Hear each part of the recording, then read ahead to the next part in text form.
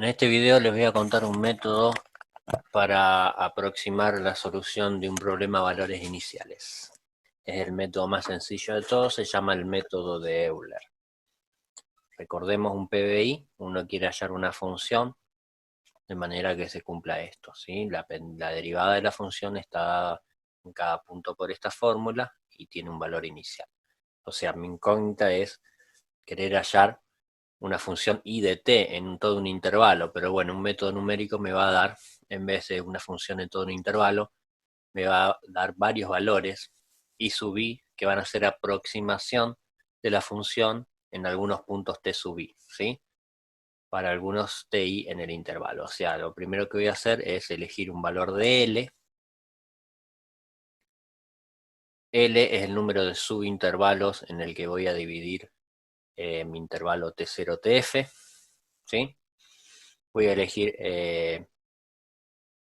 esos puntitos que me determinan esos intervalos, los llamo TI, o sea, T1 va a ser el T0, TL más 1 va a ser TF, todos los puntos del medio van a ser TI, la distancia entre dos puntos es H, la longitud del intervalo dividido L, y son todos puntos X espaciados. Entonces lo que me va a dar el método de Euler es I sub I, que es una aproximación de la función en el valor TI, ¿sí?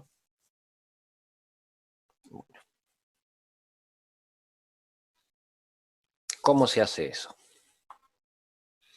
Bueno, en primer lugar el I1 es I0, ¿sí? Si I1 es I0, entonces I1 es exactamente I de T1, no es una aproximación, sino que es exactamente el resultado. Eso es porque es el valor inicial, ahí se lo tengo. Entonces, ahora es cómo obtengo I2 a partir de eso. Bueno, I2 lo voy a obtener de esta forma. ¿De dónde viene eso?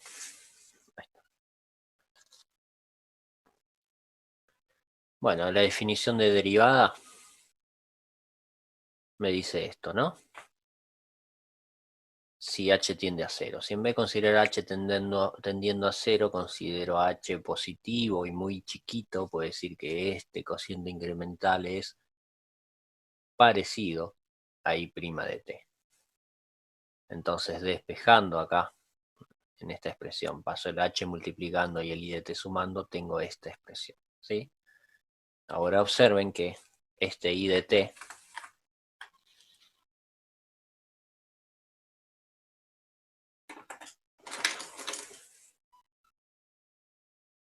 esto es f en t i de t,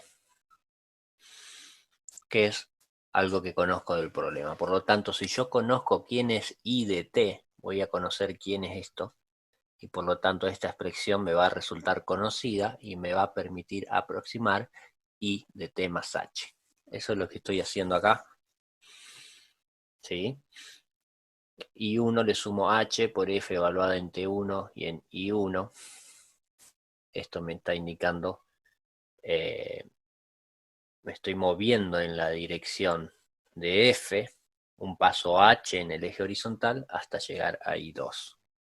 En general lo voy a hacer con cada uno. Una vez que tengo I sub i, voy a obtener I sub i más 1 sumándole h por f de ti I sub i, ¿sí? Donde cada ti, recuerden, ti más 1 es ti más h. Observen, les voy a mostrar cómo se ve esto. Acá tengo un campo de direcciones, son todos los valores de f evaluados en el puntito. Esta es la solución exacta. Acá estoy tomando L igual 5, ¿sí? O sea que el intervalo 0, 5 lo divido en 5 subintervalos de longitud 1, por lo tanto mis puntos T1 es este, T2 es este y así sucesivamente.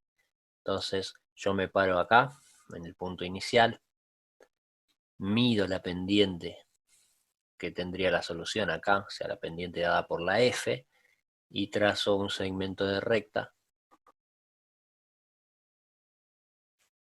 hasta llegar acá, ¿sí? O sea, un segmento de recta con un H,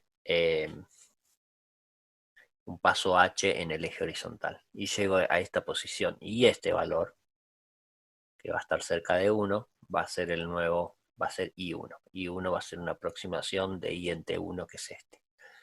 Entonces, una vez que estoy parado en I1, hago lo mismo, mido cuánto vale F en este punto. Recuerden que F es de dos variables, lo tengo que evaluar en T1 y en I1. Eso me da una pendiente, que es más o menos esta que está acá. Trazo el segmento de recta, un paso H, y este va a ser el I2. Ahora evalúo nuevamente la pendiente. Ahí se ve en el campo de direcciones cómo tiene que ser esa pendiente. Y así sucesivamente voy obteniendo mi aproximación.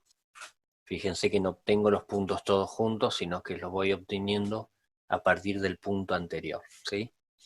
Ahora, si refino, quiero decir, si tomo el doble de puntos, de manera de agregar los puntos que están en el medio, entre 0 y 1, entre 1 y 2, 2 y 3.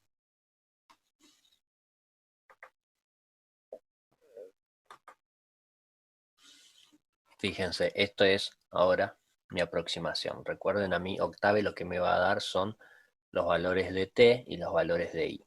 Esta gráfica la te hago después con un plot, ¿sí? Fíjense que esta se parece un poco más. Si ahora duplico de vuelta el valor de L, de manera de tener 20 puntos, obtengo esto, ¿sí? Obtengo cada vez más puntos y para este caso mi aproximación va mejorando. Veámoslo de vuelta, sin el campo de direcciones. Este es mi punto inicial. Lo que voy haciendo con Euler es esto. Esto para 5 pasos, 5 intervalos, un paso de longitud 1. Estos son 10 intervalos con un paso de longitud 1 medio. 20 intervalos con un paso de longitud 0,25 y así sucesivamente.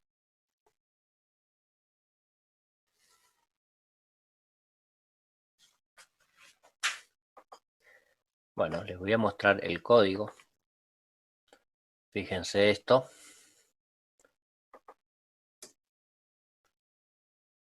Esto me devuelve T e I. Y hay que ingresarle la función f de dos variables. Fíjense cómo está acá, primero la T y después la I. El intervalo, un intervalo de esta forma entre corchetes, que es el valor inicial y el final. El valor I0, que es parte del dato del problema. Y en el primer valor del intervalo tiene que ser I0. Y después L. Esto es el L, es lo único que es, digamos, propio del método numérico. Es la cantidad de subintervalos en los que voy a considerar y que después voy a ir duplicando para refinar mi resultado. Entonces, lo primero que va a hacer es hallar el T, porque el T se hace directamente haciendo un linspace de L más unos puntos en los dos extremos del intervalo. Después calculo H, que es el tamaño del paso, que es la longitud del intervalo dividido L, y ahora voy a ir llenando los valores I, ¿sí? Primero reservo el lugar en la memoria, me armo un vector columna de L más 1 elementos, es igual que L, la misma tamaño, pero por ahora tienen todos ceros. Entonces en el primer lugar del vector I voy a poner I0, ahí estoy usando mi condición inicial. Y luego voy a hacer un for mediante esta fórmula, que es la que teníamos escrita acá en la hoja. Esta fórmula que está acá, solo que con n en lugar del i, pero ahí me está diciendo que i en la posición n más 1, voy a poner in más h por f evaluado en tn y evaluado en in. Y eso es todo. Al salir de esto, voy a tener dos vectores, el t y el i. Fíjense, por ejemplo, si yo ingreso esa f, que es la del gráfico, en el intervalo 0, 5, el i0, 0, esto significa que i en 0 vale 0. Elijo un valor de L y meto dentro de Euler F, intervalo I0 y L. Esto me va a dar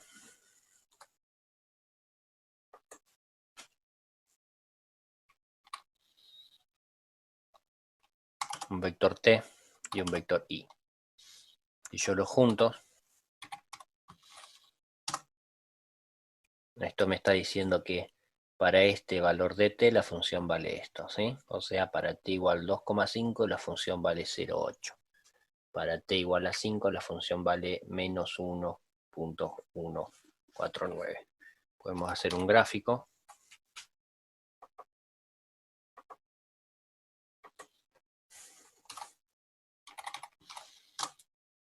Y vemos eso, ¿sí?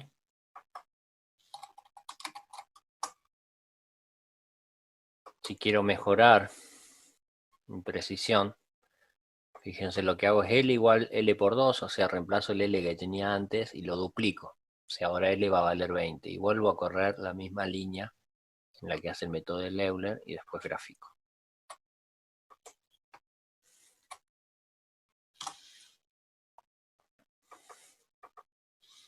Acá podemos ver en azul para n igual 10 puntos y en rojo para n igual 20 puntos.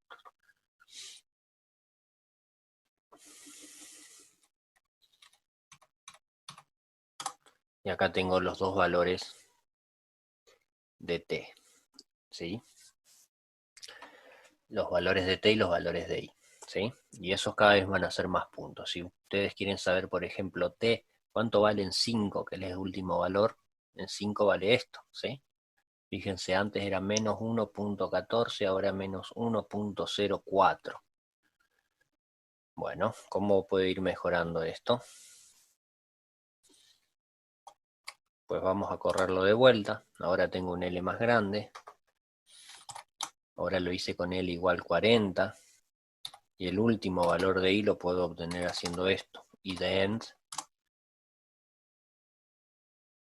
menos 0.999. ¿Sí? Muy distinto al valor anterior. Fíjense que T en la última posición es 5. O sea que I en 5 es aproximadamente eso. Si vuelvo a duplicar L y correr, ahora mi L es 80 y el valor final de I es 0.97. Ahora podría asegurar que el 0.9 ya es un valor exacto. Y así puedo seguir duplicando hasta obtener una aproximación de I en 5. ¿Sí? Bueno, si una ecuación diferencial no es estable, no conviene usar un método numérico, ya que me voy a ir, digamos, alejando de la solución con cada pequeño error que encuentre. Entonces podemos suponer que la derivada de f respecto de y es negativo, para asegurarme que por lo menos la solución aproximada no se aleje demasiado de la exacta. Sin embargo, hay otro tipo de estabilidad no propia de la ecuación diferencial que tiene que ver con el método numérico, la estabilidad del método de Euler.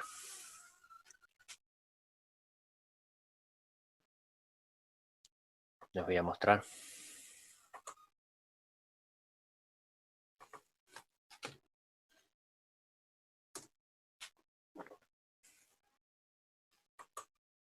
Esto es lo que pasa con una ecuación diferencial estable.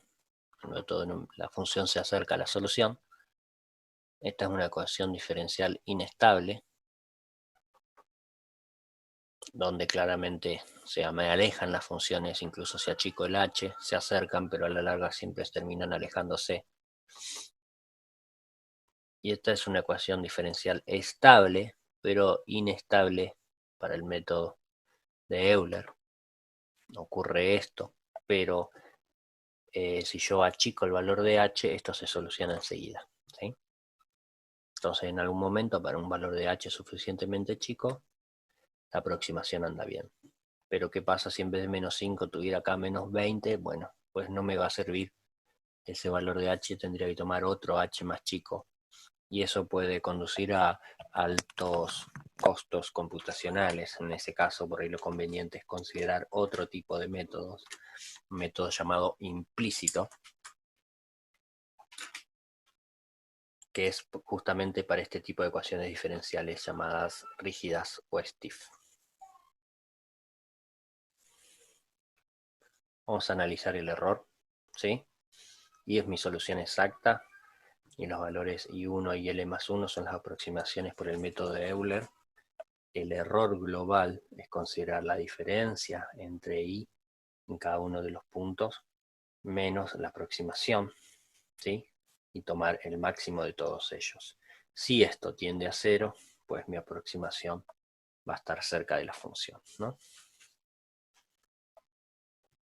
Entonces, consideremos el caso de i igual a 1, i de t1 menos i sub 1, i de t1, como t1 es t0, y 1 era i0, pues esto es 0, porque la condición inicial de la ecuación diferencial me decía justamente que i de t0 es i0. Entonces el primer error es 0. Bien.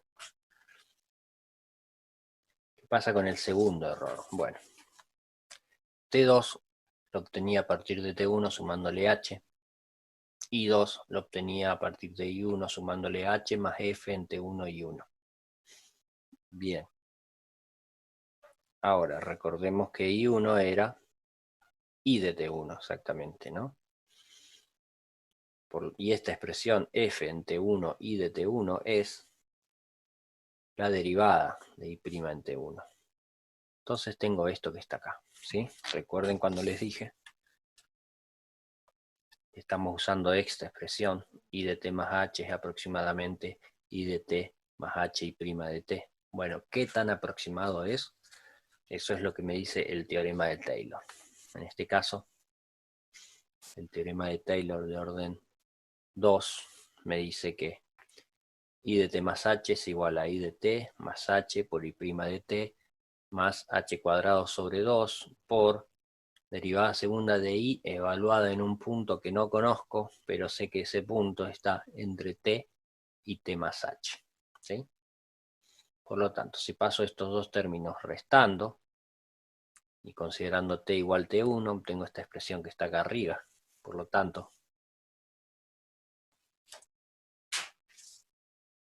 este error va a estar acotado por el valor absoluto de este término. Yo de la función y la solución puedo suponer que está acotada por un valor, ¿sí? Si la función es continua y en este intervalo que estoy considerando, esto es simplemente considerar el máximo de la función o cualquier valor más grande. Pero bueno, es un número que no depende de h. Entonces acá puedo concluir que este error, que es igual a esto, igual al valor absoluto de esto, y esto es menor o igual que m, entonces me queda esta expresión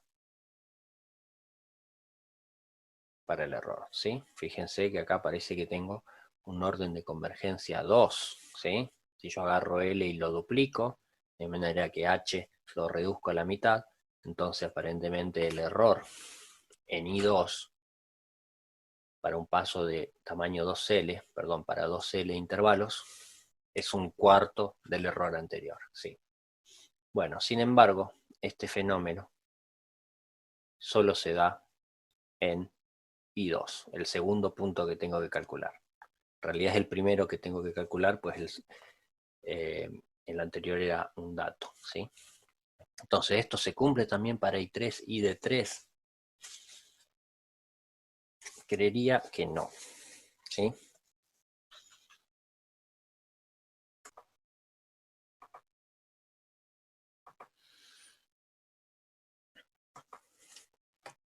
Acá tengo la solución exacta y tengo la aproximación del método de Euler para paso 1. Entonces observen que acá este error, el error sería esta distancia, ¿sí? Tengo que tomar el máximo de todas estas distancias entre el punto azul y la línea negra, la distancia vertical.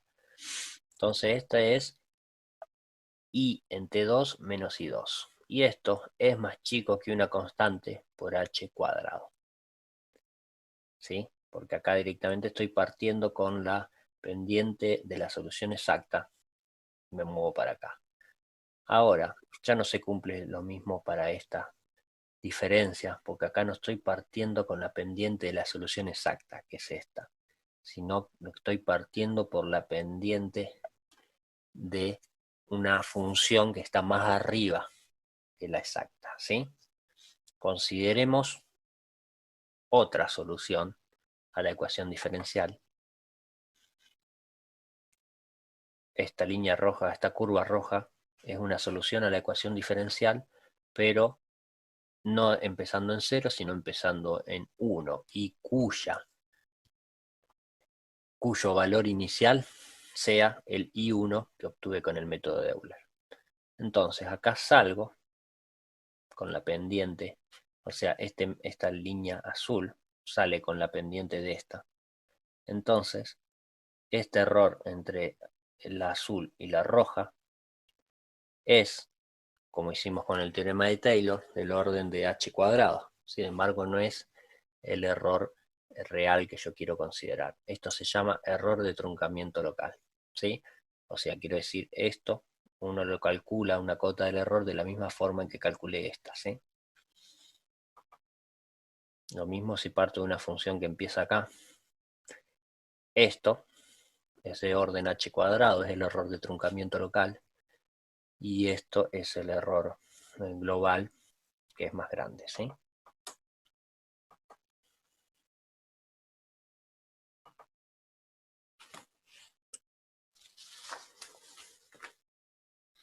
Más precisamente,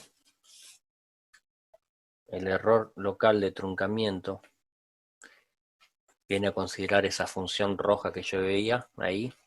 O sea, fijemos un punto TJ y digo que IJ es solución a la misma ecuación diferencial, pero ahora con T a partir de TJ, y mi condición inicial es esto, que I en TJ valga IJ, ¿sí?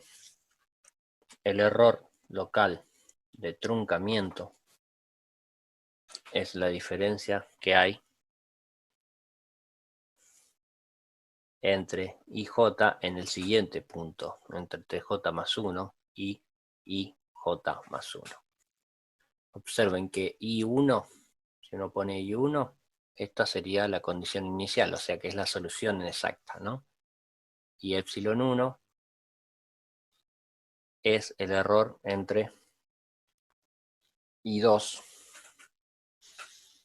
es el error en I evaluado en T2 menos I2, que es lo que calculamos antes, que tiene orden h cuadrado.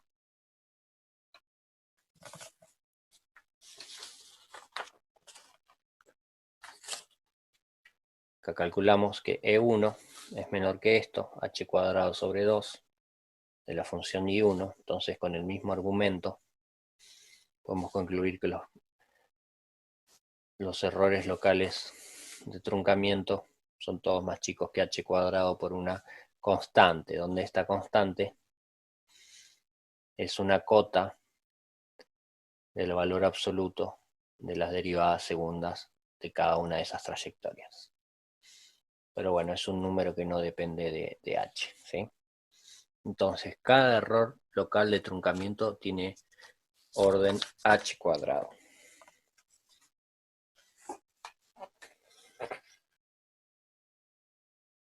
Sin embargo,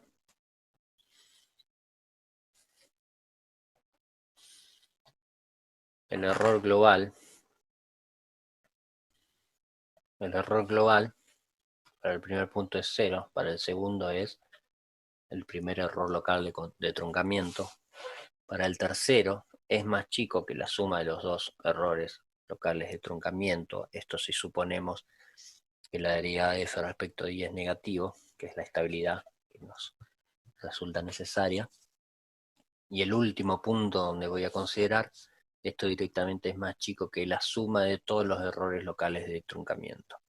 Si considero el máximo de todos esos errores de truncamiento, esto me queda ese máximo por L, ¿sí? Recuerden que L es la distancia del intervalo dividido h, ¿sí?